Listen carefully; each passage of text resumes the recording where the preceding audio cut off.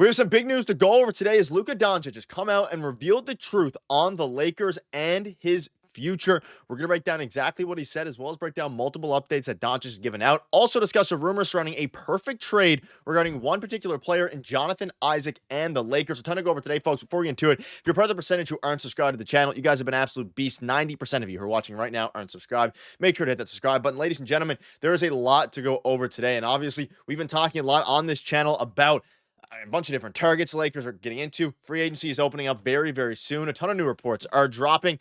But I want to start today with some comments that came out from Luka Doncic on the Mind the Game podcast. And he said a lot of different things and revealed some big information, not only about his future in LA, how he's feeling in LA, but other updates as well. And let's start with this. Now, I want to start with we're going to get into a bunch of comments here, but let's start with this one here. And he's talking about his chemistry with Austin Reaves because, of course, Austin Reaves has been a massive topic of conversation, specifically because of the fact that, there is a chance he gets traded this offseason, but he came out and said us two out there and AR, LeBron, of course, and Doncic and AR, who's been playing unbelievable. I still think it's a work in progress. I think we're getting better and better every day, as you saw, versus OKC. And of course, this is pre-recorded. That's from Luka Doncic. So I want to start with this because obviously Luka revealed a lot of different things in this press conference, but he initially, obviously, him and Rob Pelinka are working closely surrounding getting him a center. But it seems every single player on the Lakers, LeBron, now Luka, Rob Pelinka, JJ Redick, have the utmost faith in Austin Reaves. And I think every single day that goes by, there is a significantly, higher chance that he stays with the Lakers and he doesn't get traded. And it really seems like this team, the front office, is bought into the fact of keeping Luka and AR together. That's ultimately seems like what it's going to be.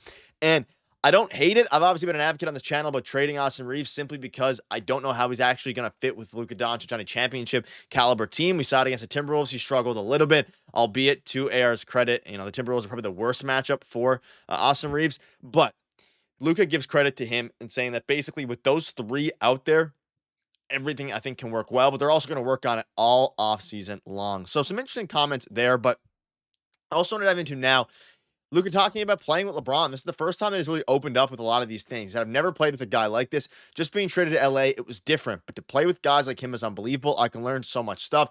First of all, off the court, all the things he does to be ready for a game, and obviously on the court. And of course, as of the time recording here, and of course during this podcast that he was on, he's not officially, signed long-term with the Lakers. Now, all signs point to him extending with the Lakers. We have a comment in a minute about his future. And I don't think that's necessarily, something that I'm worried about. I think he's going to stay with the Lakers for a while. However, at the same time and in the same vein, every player is playing with LeBron James. Probably say something similar to this, but you love to see that anyway. The vibes seem very high with Luka Doncic. Of course, he joined LeBron and Steve Nash on the podcast.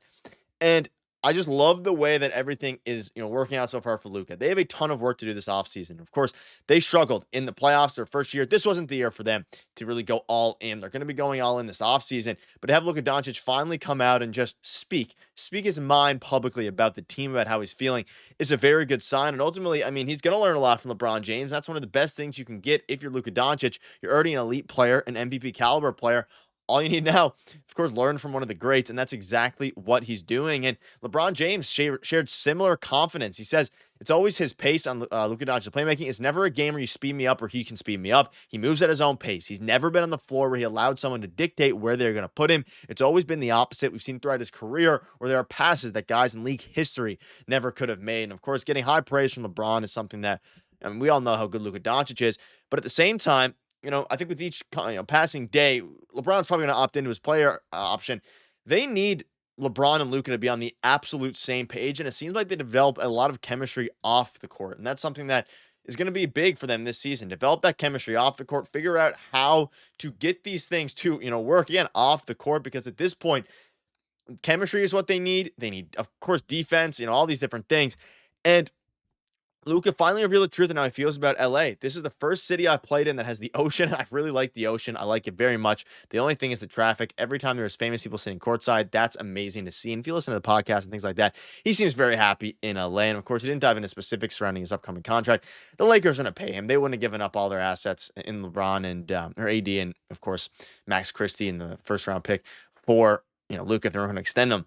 And it seems that Luka wants to play in LA going forward. But again, this is all part of the chemistry thing that is very important this season. And I ultimately think at the same time, having him here you know, developing chemistry with guys like Gosse and Reaves, guys like LeBron James, and everybody else involved, it's going to be huge going forward for this team, especially as they continue to fill out the roster. So let me know down below what your thoughts are. A ton of obviously Lakers updates, and you love to see it. You love to see it overall. But something else you love to see, and I want to bring this up because this is a trade that has been floating around, a rumor that has been floating around, and I want you guys to let me know down below in the comment section what you think about it. So it's Gabe Vincent, Maxi Kleber, so 2 salary fillers, and your 2031 lottery protected first round pick, which is their most valuable asset that you would assume they would use for a big man, and that is for Jonathan Isaac and Goga Bitadze. So I mean, Goga is actually a very useful player. So you're getting 2, useful players here. And of course, you're buying low on Jonathan Isaac, and he is a very interesting player. And I want you guys to let me know in the comment section, is this a deal that you would do? Is this a deal that you would consider? And do you think that buying low on Jonathan Isaac is a good move? Because, of course, if you're the Magic, maybe you want to move off and you want to get another asset, and maybe they can flip that 2031 first-round pick into a bigger superstar-type contract. You also get a couple role players. But for Jonathan Isaac here, he is again, before his horrible injury that left him out 2 years, he was one of the best defensive players, if not the best defensive player in basketball. And of course, he hasn't been the same since returning. He played last year 71 games, the year before 58 games. Not really great at all, to be quite honest with you. But prior to that, you think back to some of his other seasons, even his season in 2023, 2024, he's been healthy now for 2 seasons. It is it is an interesting one. Now, of course, the other player in this trade, which is also very interesting, who might be actually of more, I guess, value to some people's minds, is Goga. Averaged 7 points and 5 rebounds, I believe, last season. He is a very, very valuable piece. You're getting 2 centers here. Of course, you're buying low on Jonathan Isaac. I think realistically, if this trade were to happen, the primary guy would probably be Goga Bitadze in the actual trade.